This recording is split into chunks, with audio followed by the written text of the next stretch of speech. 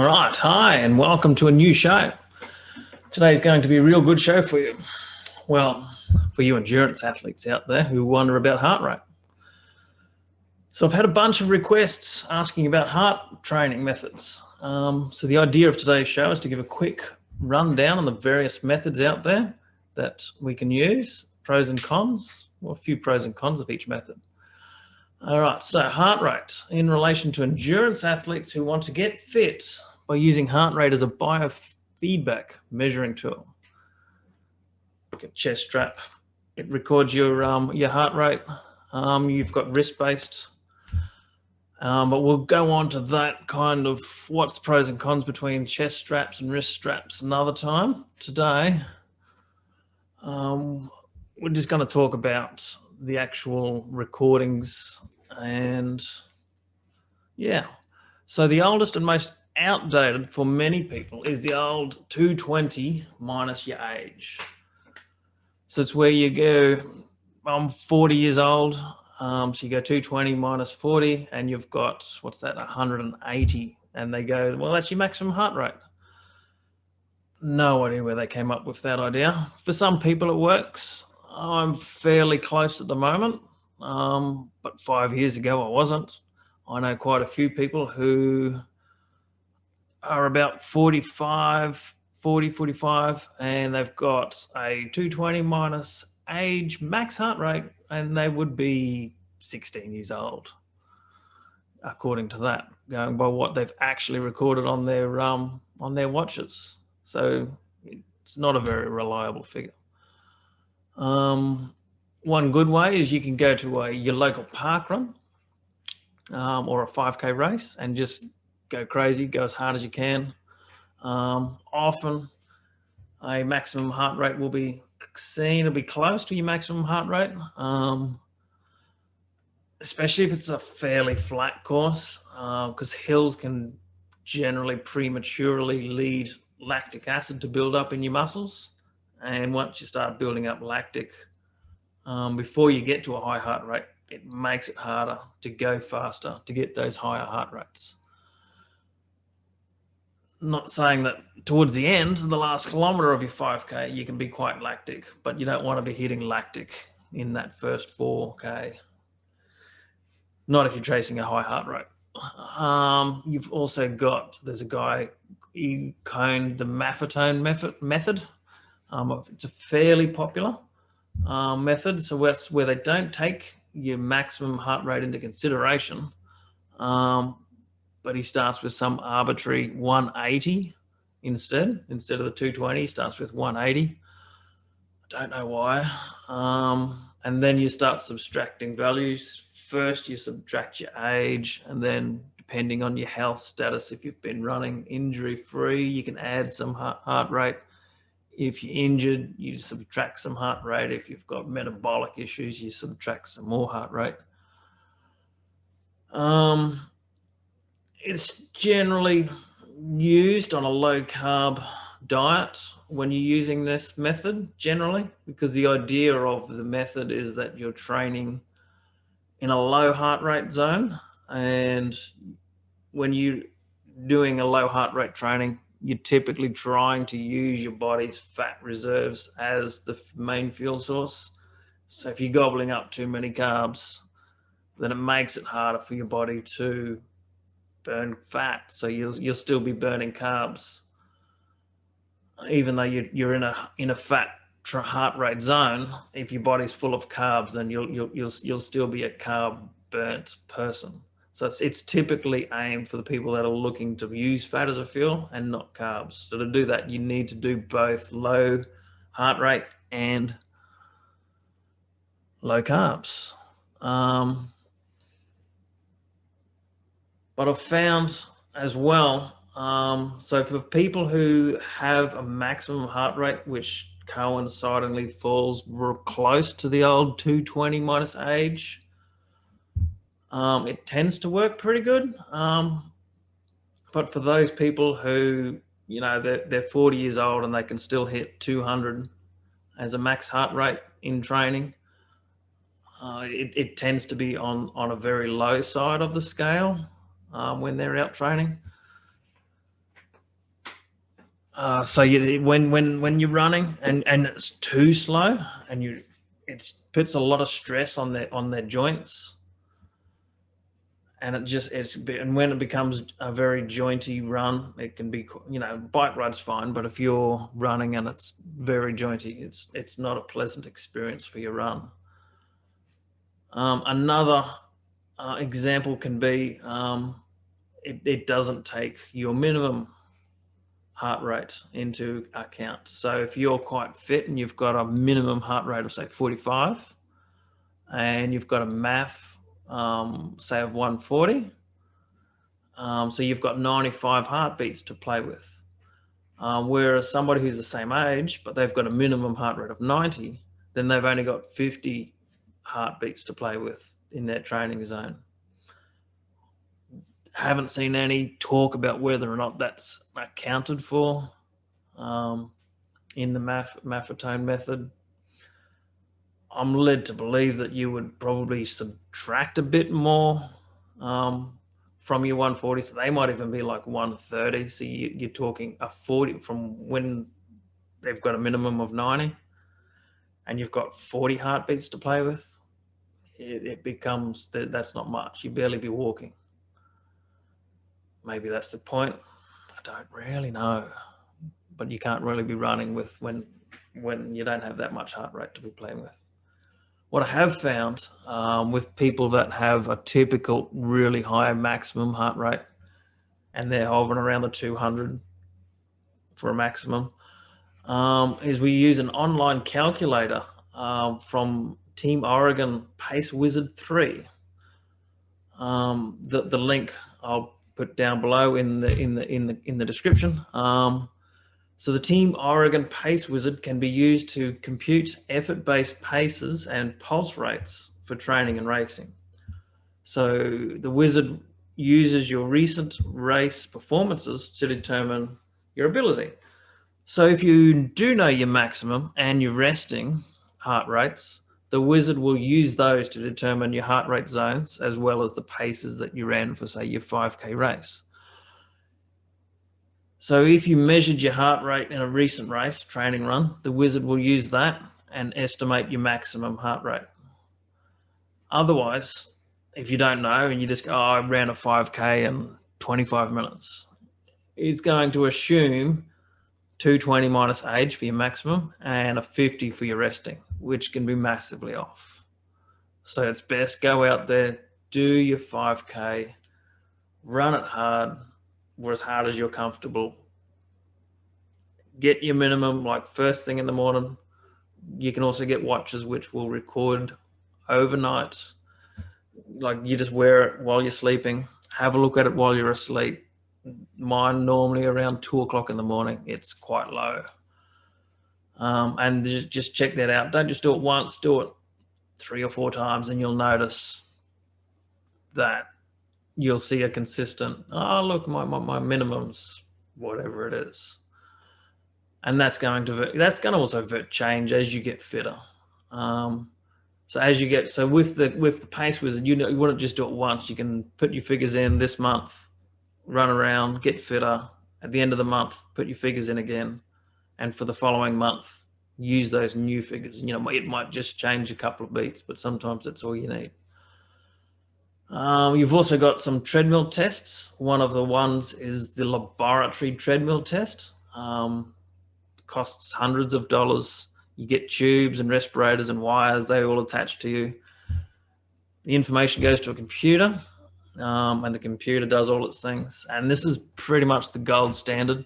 You also need access to the laboratory. They're not everywhere, and I don't know of any that's near me anyway. Another treadmill test you could use, and this one's a lot easier. I've done it quite a few times. You really just need a heart rate monitor with a lap button, whether it's automatic lap or you push the button. Is the Conconi test. Originally, and the way I used to do it, it was performed over 200 meters, and each 200 meters you hit your lap button on your watch, and it progressively gets faster. So You tap on your treadmill to go faster. You tap on your watch for a lap button, and it just gets faster and faster and faster, pretty much until you max out. And that'll also help you find your maximum heart rate, and a bunch of other things. But what they found about 10 years after they first introduced this test was that better and more reliable by keeping the time shorter. So by doing it at 30 seconds and increasing the speed every 30 seconds. So 200 meters when you're going slow might take you a minute, whereas when you're going quicker, it might take 30 seconds. But they found by keeping it always at 30 seconds, so you're no longer running for 200 meters, you just run for 30 seconds. You can go faster, go 30 seconds, run faster. So the time stays the same, it's just the speed and the distance the speed will get faster and the distance will get further. So if you're also looking for a maximum heart rate value during this test, when you get close to the end and you're like starting to feel like you're tapped out and you've only got like a minute left or so left in your legs, just ramp up the treadmill, just tap, tap, tap, and just do one final big blast. And that will find very, very close to your maximum heart rate. So the idea of the Conconi test is that you will see your heart rate will go up in a diagonal line, and it's going to hit a value, and then it's going to dip a little bit, or go on a bit of a straight line, and then come up. And instead of just being a nice diagonal line, it's going to come along and it's going to have a little dip and sort of start shooting up faster. And that little point where it kind of thing happens, like my little sound effects there of the right? Where that happens is typically what they find, that's where your lactate threshold is. So your body it's always producing lactate, and it uses lactate as a fuel. But it's the point where it basically hits over that 2 millimoles, and it starts to use a lot more lactic from then onwards, or starts producing more lactate. And so by finding that threshold, which can change as you get fitter, you can keep just under it. So let's say it coincides with 140, and then from 140 onwards, you start producing more and more lactate. Then if you kept your aerobic training at under 140, then you're keeping under lactate thresholds, and you're keeping aerobic and staying away from the anaerobic training. So how do these figures stack up against my own physiology? All right, so the old 220 minus age, 45, so that would give me a 175. And if I was doing the old zone 2 training, which is typically what they say is the aerobic zone, and that's 60 to 70% of your max. So my max 175, that would give me between 105 to 122. So that's typically, that's pretty low. My 5K this year, my highest heart rate I've recorded in a 5K has been 173. So a couple of beats under the 220 minus age for me. The Maffetone method, the aerobic training zone that's worked out using their formulas is between 130 to 140. I've been holding it about 141 because I've just turned 45. I held 136 for the first 10 months of doing the Maffetone method. I've been doing it since, when was it? December, start of December last year. So that's 1 year, 1 month. But for the first 10 months, I was pretty much just holding 136, and then I've added another 5 because everything was going pretty well. So it went up to 141. But then I've just had a birthday, so technically it should drop to 140 at the maximum point. So as long as you're somewhere 10 beats below, up to your Maffetone. and that's what I've been pretty much following. I've also been introducing in the last 3 months. I've been doing a bit more of the where you intervals, or probably not so much intervals, but repetitions, where you're doing more. You just rep, whereas intervals will typically be you're just doing a few of them and you're chasing that lactic feeling. Repetitions is more of in the aerobic kind of zone. So the Team Oregon Pace Wizard, the online, gives me an aerobic training zone of between 125 to 132. So maybe the 140 is a bit too high going by the Team Oregon. I should slow it down a little bit. The Conconi treadmill test. Last time I did that, I honestly can't remember what my Conconi treadmill lactate threshold. I think it was like a 155, but that was 10 years ago. So I really need to go out and find a treadmill that can go fast enough. Trouble is there's so many treadmills where they max out at like 20k an hour, and 20k an hour is probably not going to be fast enough. So I need one that'll hopefully go a bit quicker. Otherwise, you just start on a higher incline. So yeah, we'll do the Conconi treadmill test at some stage soon. So yeah, so personally, like I said, in the last year, I've been doing the Maffetone method, just low heart rate, and it's been working a treat on myself. Prior to doing the Maffetone, I spent 6 months rehabbing my legs from like an injury, pretty nasty injury, where my knees, my feet, my back was just destroyed. Coupled that with years of running abuse. So I've been on a pretty big, what do you call it? Is a therapy session over that time, fixing up a lot of knee issues, feet issues that were just weren't in a happy place at all. Couldn't run. Like I was maybe running once a week, and then you just the rest of the week getting over the pain of it all. So that wasn't fun. So the whole idea of resuming the endurance training for me is, first and foremost, I have to get to it has to be fun and it has to be pain-free. So if I'm in pain, like my muscles are sore, my joints are sore, I will change what I'm doing, do something different, and get myself back to being pain-free. That takes precedence over getting faster. So I'm not going to sacrifice and create more pain just to get faster. I've got to get faster by being pain-free. That's been my whole goal for the last 18 months.